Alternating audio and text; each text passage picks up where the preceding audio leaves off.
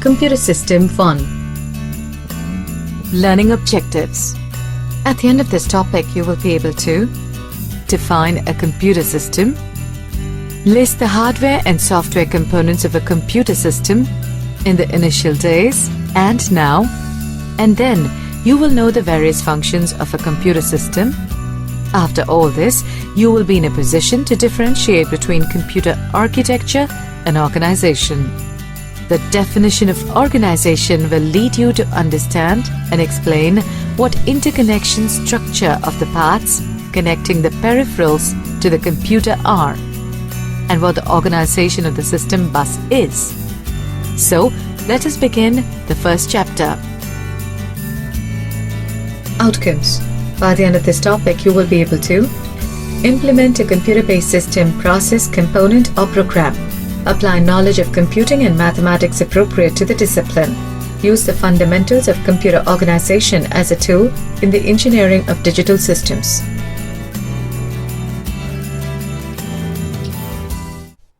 In simple terms, a computer system is a machine that receives input from the user. Inputs are usually given through keyboard, and some of other input units are optical mark reader, mouse, and a joystick. Then the computer receives and processes the data. Processing involves executing a program which might involve the consumption of the received data. And then it provides a result which is meaningful to the user. The results produced by the computer systems that are called outputs and are usually obtained on monitors. Other output devices are printer and plotter. The computer system also consists of a storage unit that helps the computer in storing the received inputs and the results produced as output. This subject deals with the study of such a system inside out. So, the main hardware components of a computer system are input unit, which is responsible for receiving the inputs from the user. Output unit, the place where the user could see or get the result of computation. A unit which processes data, called processing unit. A unit that stores the unprocessed as well as processed data, called memory. And the most important component is the system bus that interconnects all the four together. Nowadays, we see a number of plug-and-play and removable devices like the CD-ROMs, flash drives, digital camera, and magnetic disks, which are devices that sometimes act as input units and sometimes as output units. These kinds of devices, which act as input as well as output devices, are called input-output devices or I/O devices or peripheral units. Even the keyboard and monitor interact with the CPU in the half-duplex mode, so they are also considered as input-output devices. So, we can restate that the main components of a modern computer system are the central processing unit, that is, CPU, which consists of control unit, arithmetic and logic unit, and a few registers. The main memory that stores the currently used programs and data, the I/O devices, and the system bus. What we have seen till now is the hardware components of a computer system and their interconnection.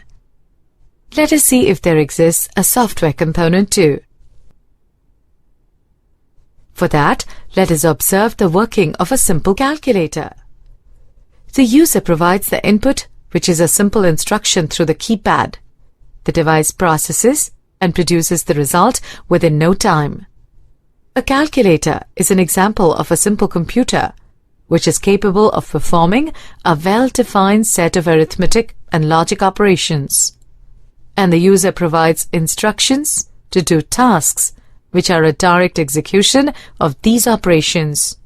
It consists of a sequence of arithmetic and logic functions within, and when the user provides data with the operations to be performed, it performs the operations and provides result. The block diagram for the same is shown here. Such a computer can be called a hardware programmed computer. If we design a computer which has a more general-purpose arithmetic and logic unit. That is a set of arithmetic and logic functions which are basic to all kinds of calculations. Like for example, using full adders to multiply numbers. 1, 1, 1, when multiplied with 1, 0, we have to shift the partial products.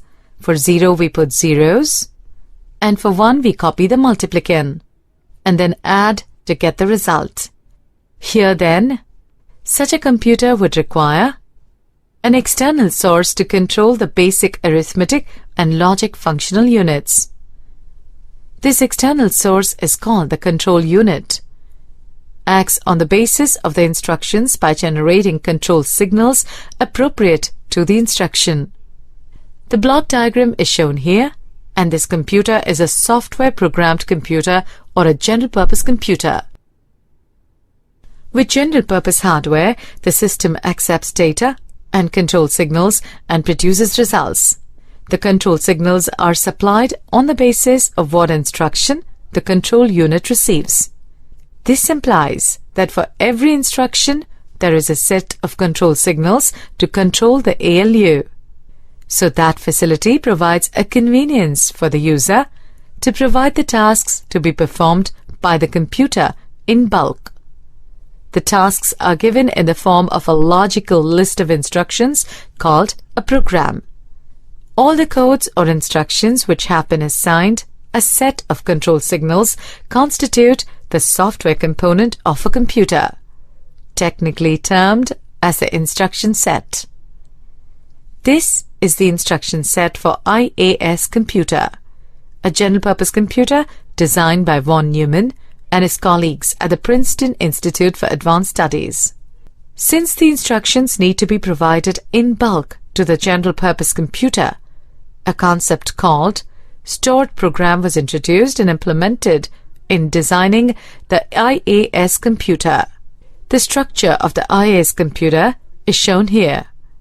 It consists of a main memory, which stores both data and instructions, an arithmetic and logic unit, ALU, a control unit, which interprets the instructions in memory and causes them to be executed, an input and output equipment, of which the input module is used to feed the program into the computer system. A means of reporting results is the output module. I/O modules are operated by the control unit. Almost all computer designs are based on concepts developed by John von Neumann. Such a design is referred to as the von Neumann architecture and is based on three key concepts. First is the stored program concept, where data and instructions are stored in a single read-write memory. The locations of the read-write memory are sequential in order, and so the contents are addressable by location, without regard to the type of data contained there. The instructions of the program are stored in a sequential order in sequential locations of the memory. So execution occurs in a sequential fashion, unless explicitly modified, from one instruction to the next. Here is shown a few internal components of the major components of a computer system. In a typical processor, a register called the program counter PC holds the address of the instruction to be fetched next. It has an instruction register, IR, to store the fetched instruction. The CPU exchanges data with memory. For this purpose, it makes use of two registers. A memory address register, MAR, which specifies the address in the memory for the next read or write, and a memory buffer register, MBR, which contains the data to be written into memory or receives the data read from memory. An I/O address register, IOAR, specifies a particular input-output device. An I/O buffer, IOBR register, is used for the exchange of data between an I/O module and the CPU. Now let us see what the major functions of a computer are. The basic function performed by a computer is execution of a program. Since a program is a set of instructions, a computer actually executes instruction after instruction till the end of the program. In a computer system, the processor, also called CPU, does the actual work by executing instructions specified in the program. The processing time required for a single instruction is called an instruction cycle. Each instruction cycle consists of fetching the instruction, decoding the instruction, executing the instruction. At the beginning of each instruction cycle, the processor fetches an instruction from memory, and the fetched instruction is loaded into the instruction register, IR. The instruction contains bits that specify the action the processor is to take. The processor interprets the instruction, that is, it decodes the instruction and performs the required action, that is, executes the instruction. This whole process repeats in a cycle, as is illustrated here as a flow chart. Consider a program consisting of 3 simple ALU instructions which is residing in a memory. First instruction is fetched, decoded, and executed in the first cycle. Then the next cycle is for instruction 2, similarly for the third instruction. And since the program gets over, the process halts for this program. The instruction cycle will be dealt with in detail in the second unit. The second function of a computer is interrupts handling. All tasks in a computer system, whether it is a printing task, transferring a bulk of bytes from the secondary memory, or getting the input through a keyboard, no task commences or finishes without the knowledge of the CPU. For example, the CPU finds whether the printer is in ready mode. This it does by sending a command, say, "Are you ready?" The printer, if ready, replies, "I am ready." Then the CPU sends the document to be printed. The printer's buffer stores the document, starts printing, and after it finishes, it sends an interrupt to the CPU saying, "I'm done." Here, "I am done" interrupts the CPU in its normal working. Every computer is provided with a mechanism to handle the interruptions by I/O and memory devices. Interrupts are provided primarily as a way to improve processing efficiency because most external devices are much slower than the processor. The interrupt handling also forms a part of the instruction cycle. Because it involves the CPU, this flow diagram incorporates the interrupt handling into instruction cycle. The CPU is normally doing its work. That is the fetching, decoding, and executing, while the interrupt receiving ports are closed for receiving interrupts. When the user needs a print of some document, for example, it then checks if the printer is available and supplies the task to the printer and enables its interrupt receiving ports, continues checking for interrupts periodically while doing its task. If an interrupt is detected, the CPU goes in to process the interrupt. Interrupt handling will be dealt with in detail in Units 5 and 6. The third function of a computer system is I/O function. An I/O module, example, a disk controller, can exchange data directly with the processor. The processor can read data from or write data to an I/O module. In this later case, the processor identifies a specific device that is controlled by a particular I/O module. The I/O module can exchange data directly with memory. In such a case, the processor grants permission to the I/O module to read from or to write to memory. This operation is known as Direct Memory Access or DMA. Now we are in a position to explain the difference between computer architecture and organization. Computer architecture refers to those attributes of a system visible to a programmer or those attributes that have a direct impact on the logical execution of a program. Architecture concerns with the software aspects of a system design like the instruction set, number of bits used to represent various data types, I/O mechanisms, and addressing modes.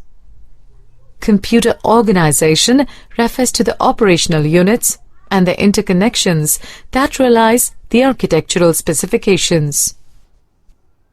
Hardware details transparent to the programmer, interfaces between computer and peripherals, memory technology.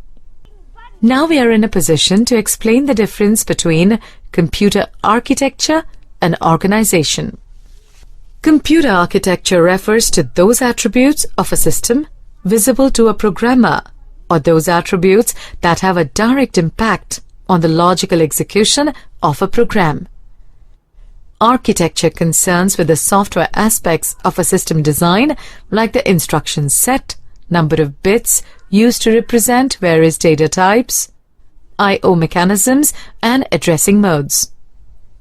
Computer organization refers to the operational units and the interconnections that realize the architectural specifications. Hardware details transparent to the programmer, interfaces between computer and peripherals, memory technology. Now we talk about interconnection structures. A computer system consists of a set of components or modules of three basic types: processor, memory, and I/O, that communicate with each other. In effect, a computer is a network of basic modules. The collection of parts connecting the various modules is called the interconnection structure. The design of the structure will depend on the exchanges that must be made among modules. Let us see what the requirements of these modules are. 1. Memory module. Any memory module will consist of n words of equal length. Each word is assigned a unique numerical address, 0, 1, and so on up to n-1. A word of data can be read from or can be written into the memory. The natures of the operation are indicated by read and write control signals. The location for the operation is specified by an address. When the data is read or written, it has to be in the bus before going into or coming from the memory. 2. I/O module. From an internal to the computer system point of view, I/O is functionally similar to memory. There are two operations, read and write. An I/O module may control more than one external device. We can refer to each of the interfaces to an external device as a port and give each a unique address. In addition, there are external data paths for the input and output of data with an external device. Finally, an I/O module may be able to send interrupt signals to the processor. 3. Processor. The processor reads in instructions and data, writes out data after processing, and uses control signals to control the overall operation of the system. It also receives interrupt signals. 4. The CPU has the following connections with the I/O, so the interconnection structure must support the following types of transfers. Memory to processor. The processor reads an instruction or a unit of data from memory. Processor to memory. The processor writes a unit of data to memory. I/O to processor. The processor reads data from an I/O device via an I/O module. Processor to I/O. The processor sends data to the I/O device. I/O to or from memory. A bus is a pathway connecting two or more devices through which these devices communicate. It is a shared transmission mode, but its structure and interconnection design makes the access to the medium error-free. It consists of a multiple communication line capable of transmitting signals representing binary 1 and binary 0. A bus structure is shown here. It consists of the data lines, which provide a path for moving data among system modules. The data bus may consist of 32, 64, 128 or even more separate lines. The number of lines being referred to as the width of the data bus. Because each line can carry only one bit at a time, the number of line determines how many bits can be transferred at a time. The width of the data bus is a key factor in determining overall system performance. The address lines are used to designate the source or destination of the data on the data bus. The width of the address bus determines the maximum possible memory capacity of the system. The control lines are used to control the access to and the use of data and address lines. Because the data and address lines are shared by all components, there must be a means of controlling their use. Typical control lines include memory write, causes data on the bus to be written into the address location. Memory read, causes data from the address location to be placed on the bus. I/O write, causes data on the bus to be output to the addressed I/O port. I/O read, causes data from the addressed I/O port to be placed on the bus. Transfer ACK indicates that data has been accepted from or placed on the bus. Bus request indicates that a module needs to gain control of the bus. Bus grant indicates that a requesting module has been granted control of the bus. Interrupt request indicates that an interrupt is pending. Interrupt ACK acknowledges that the pending interrupt has been recognized. Clock is used to synchronize operations. Reset initializes all modules. Summary. Let's summarize the topic. A computer system is a machine that receives input from the user, processes the data, and then it provides a result which is meaningful for the user. A computer which has a more general purpose arithmetic and logic unit, that is, a set of arithmetic and logic functions which are basic to all kinds of calculations. Interrupts are provided to improve processing efficiency because most external devices are much slower than the processor. Computer System 2. Learning objectives. At the end of this topic, you will be able to explain the block diagram and the working of arithmetic and logic unit in the CPU. Visualize the binary representation of an integer so that it can be stored in memory. Perform integer arithmetic in binary. Understand fixed point representation, one of the two schemes for representing decimal numbers in binary. Understand floating point representation, second amongst the two methods for representing decimal numbers in binary. Outcomes. By the end of this topic, you will be able to apply the calculations performed by arithmetic and logic unit in the CPU for several engineering applications. Perform addition and subtraction of numbers represented using ones and twos complement notation. Let's take the first topic, the ALU. The ALU is that part of the computer that actually performs arithmetic and logical operations on data. All of the other elements of the computer system, that is, the control unit and the registers of the CPU, the memory and I/O, are there mainly to bring data into the ALU for it to process, and then to take the results back out. A block diagram of ALU with its inputs and outputs are shown. Data are presented to the ALU in registers, and the results of an operation are stored in registers. These registers are temporary storage locations within the processor that are connected by signal paths to the ALU. The ALU may also set flags as a result of an operation. For example, an overflow flag is set to 1 if the result of a computation exceeds the length of the register into which it is to be stored. The flag values are also stored in registers within the processor. The control unit provides signals that control the operations of the ALU and the movement of the data into and out of the ALU. ALU executes what is sought in the instruction. ALU consists of components that perform different functions as told by the architect.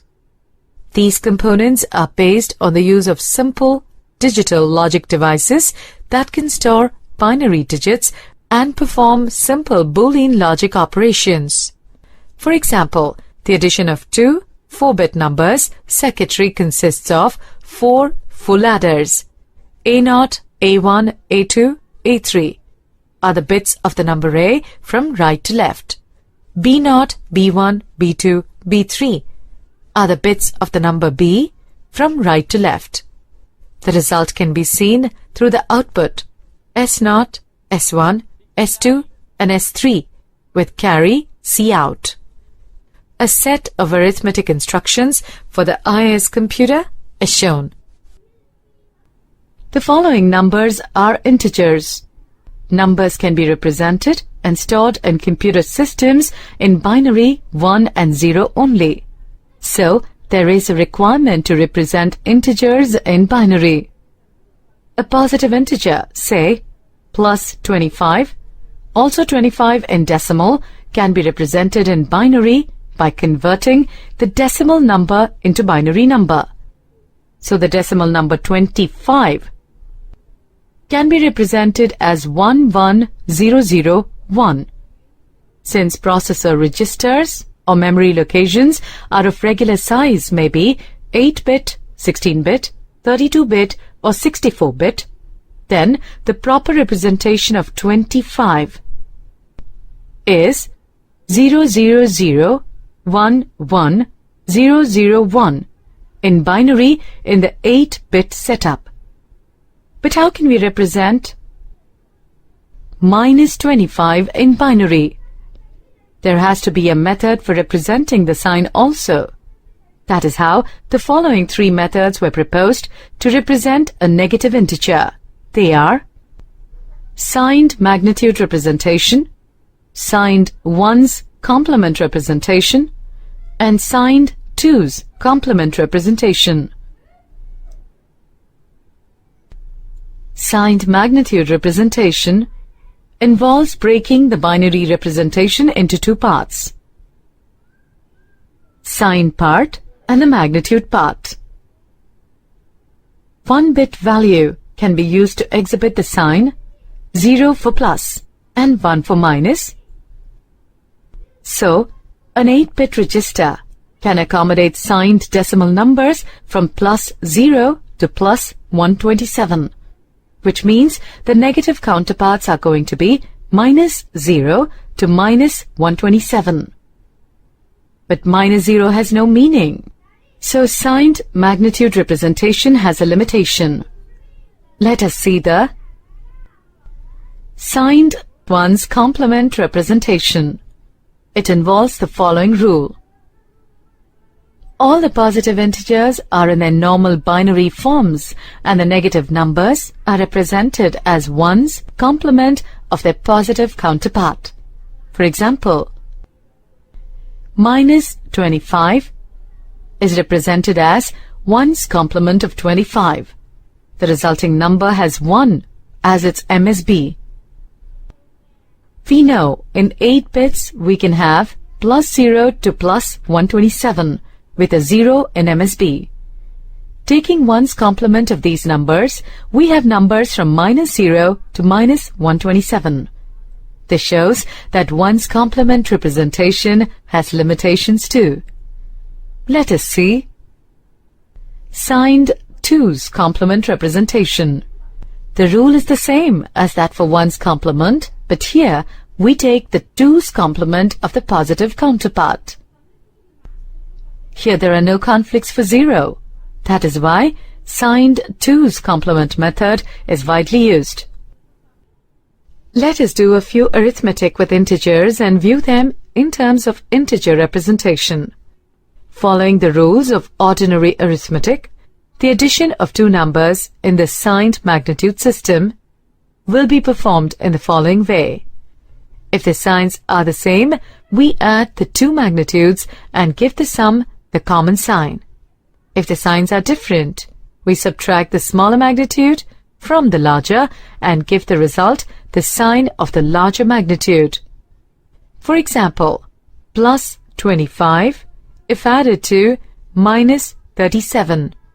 Minus of 37 plus 25 is equal to minus of 12 and is done by subtracting the smaller magnitude 25 from the larger magnitude 37 and using the sign of 37 for the sign of the result. This is a process that requires the comparison of the signs and the magnitudes and then performing either addition or subtraction. The rule for adding numbers in the signed 2's complement system does not require a comparison or subtraction, only addition and complementation. The procedure is very simple and can be stated as follows. Add the two numbers, including the sign bits, and discard any carryout of the sign leftmost bit position. Note that negative numbers must initially be in 2's complement and that if the sum obtained after the addition is negative, it is in 2's complement form. On any addition, the result may be larger than can be held in the word size being used. For example, minus 65 plus minus 64 is equal to minus 129, which cannot be accommodated within 8 bits. This condition is called overflow. When overflow occurs, the ALU must signal this fact so that no attempt is made to use the result. To detect overflow, the following rule is observed. Overflow rule. If two numbers are added and they are both positive or both negative, then overflow occurs if and only if the result has the opposite sign. Subtraction of two signed binary numbers when negative numbers are in 2's complement form is very simple and can be stated as follows. Take the 2's complement of the subtrahend, including the sign bit, and add it to the minuend, including the sign bit. A carryout of the sign bit position is discarded. For example, the positive subtrahend 7 when subtracted from a positive minuend 2. 2 minus 7 we get minus 5. This is because we take the 2's complement of 7 and add it to 2. Similarly, 5 minus 2, minus 5 minus 2, 5 minus minus 2, 7 minus minus 7, and 6 minus 4. This procedure stems from the fact that a subtraction operation can be changed to an addition operation if the sign of the subtrahend is changed. This is demonstrated by the following relationship. Plus or minus A minus of plus B is equal to plus or minus A plus of minus B.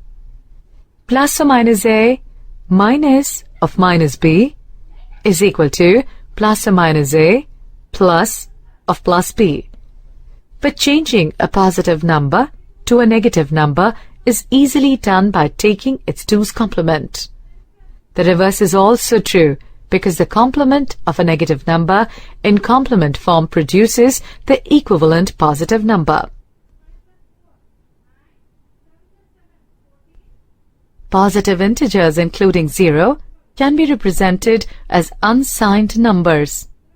However, to represent negative integers, we need a notation for negative values. In ordinary arithmetic, a negative number is indicated by a minus sign and a positive number by a plus sign. It is customary to represent the sign with a bit placed in the leftmost position of the number. The convention is to make the sign bit equal to 0 for positive and to 1 for negative. In addition to the sign, a number may have a binary or decimal point. There are two ways of specifying the position of the binary point in a register: by giving it a fixed position or by employing a floating point representation. The fixed point method assumes that the binary point is always fixed in one position. The two positions most widely used are a binary point in the extreme left of the register to make the stored number a fraction, and a binary point in the extreme right of the register to make the stored number an integer. In either case, the binary point is not actually present, but its presence is assumed from the fact that the number stored in the register is treated as a fraction or as an integer.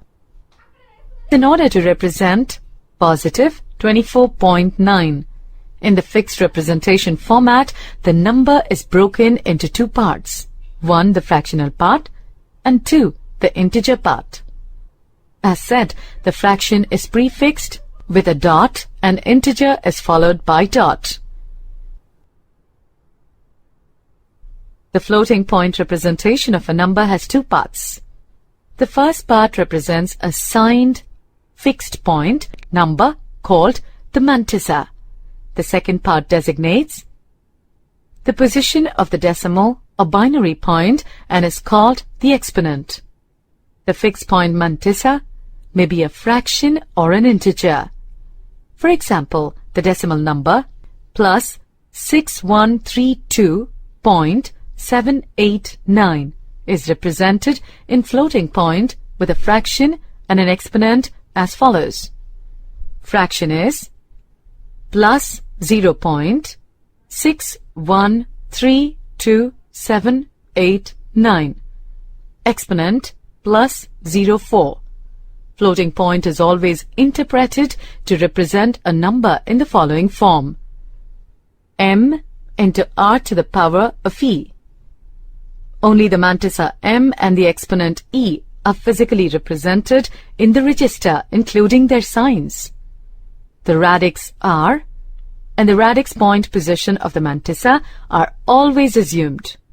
A floating point binary number is represented in a similar manner, except that it uses base 2 for the exponent. For example, the binary number plus 1001.11 is represented with an 8-bit fraction and 6-bit exponent as follows. Fraction 0, 1, 0, 0, 1, 1, 1, 0. Exponent 0, 0, 0, 1, 0, 0. The fraction has a 0 in the leftmost position to denote positive. The binary point of the fraction follows the sign bit but is not shown in the register. The exponent has an equivalent binary number plus 4. The floating point number is equivalent to a floating point number is said to be normalized if the most significant digit of the mantissa is non-zero. For example, the decimal number 350 is normalized but 00035 is not. Regardless of where the position of the radix point is assumed to be in the mantissa, the number is normalized only if its leftmost digit is non-zero. Summary. Let's summarize the topic. The ALU is that part of the computer that actually performs arithmetic and logical operations on the data. The control unit provides signals that control the operation of the ALU and the movement of the data into and out of the ALU. Overflow rule. If two numbers are added and they are both positive or both negative, then overflow occurs if and only if the result has an opposite sign. Subtraction rule. To subtract one number, subtrahend, from another, minuend, take the 2's complement negation of the subtrahend and add it to the minuend. A signed fixed point number called the mantissa. The position of the decimal or binary point called the exponent.